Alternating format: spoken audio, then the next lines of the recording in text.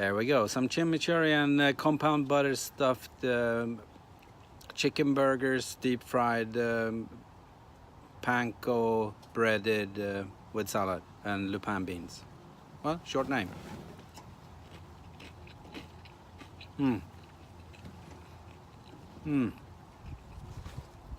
That had a lot of flavor.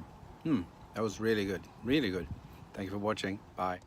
Bonus time to try the pickles. Crunchy, really good. And the ketchup.